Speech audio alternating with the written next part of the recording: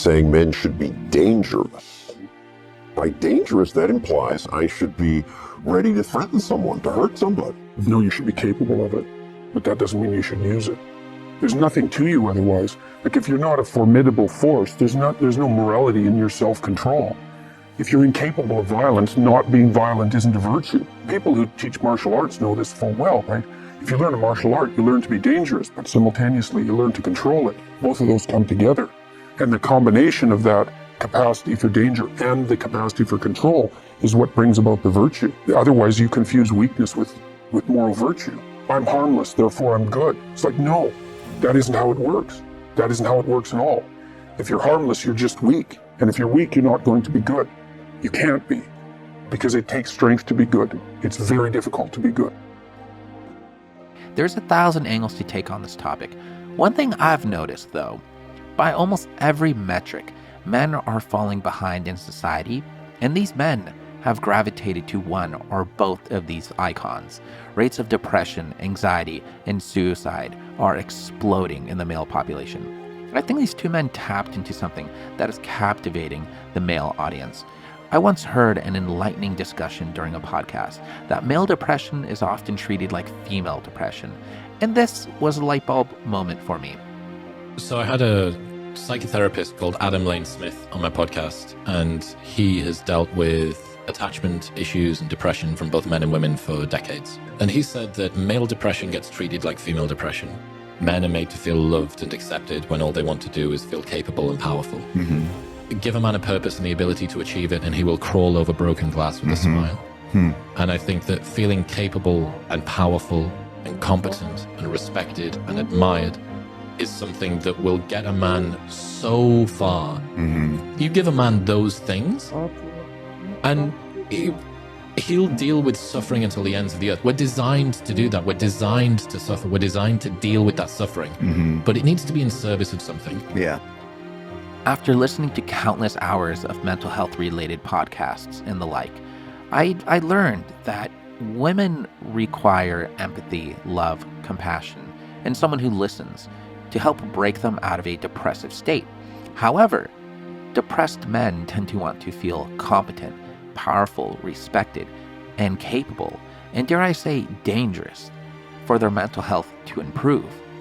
When those conditions are met, men often feel the most happy and least depressed. Andrew Tate and Jordan Peterson, whether by accident or not, both managed to tap into this.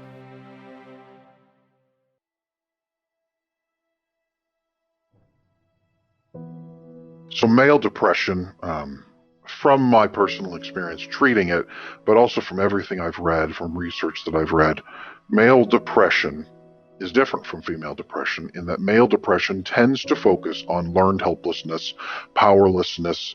Men need a mission in life, and they need to believe that they can go fulfill that mission. They need to be able to take steps.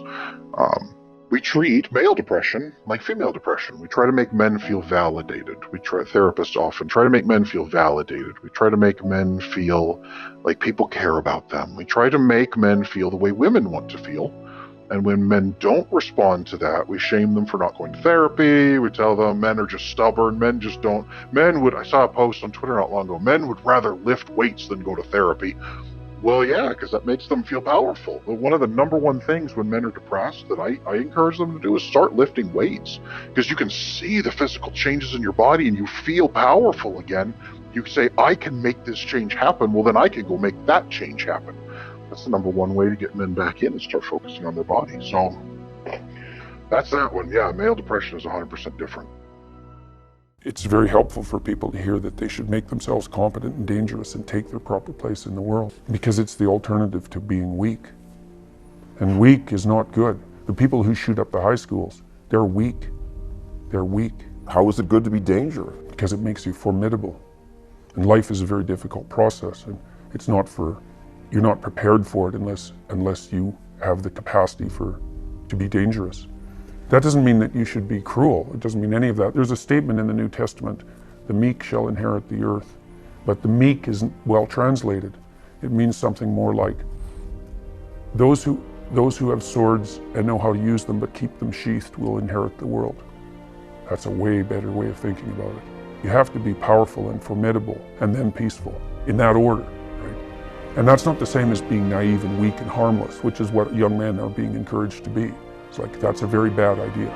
It's a very bad idea. Because naive, weak, and harmless means that you can't withstand the tragedies of life.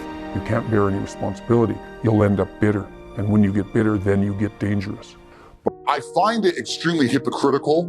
And of all the things in the world, my pet peeves, the things that annoy me most are hypocrites. I find it extremely hypocritical that the system itself pretends it gives a shit about men's mental health.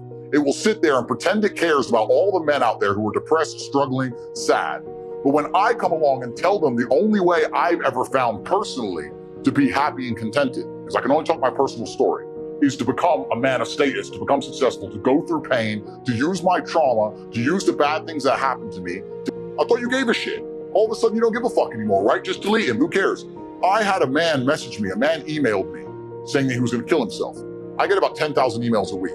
I don't answer all of them, but I answer some of them. This guy, his email was so short that I believed him.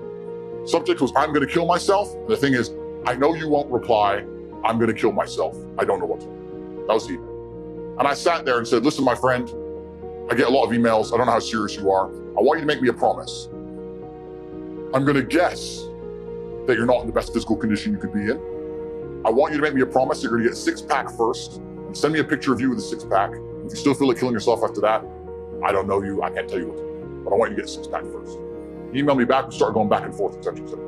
I convinced him to get the gym. I said, get a six-pack, see how you feel. If you still feel like killing yourself, then I'm not telling you to kill yourself, I'm telling you that's what I would recommend. Start training. By the time he started sending me physique updates of him in a better condition, he started sending me huge emails of apology and thank you, saying you saved my life. I can't believe I was thinking of killing myself. You can't believe he changed. So as you can see, these two tap into something almost primal in men.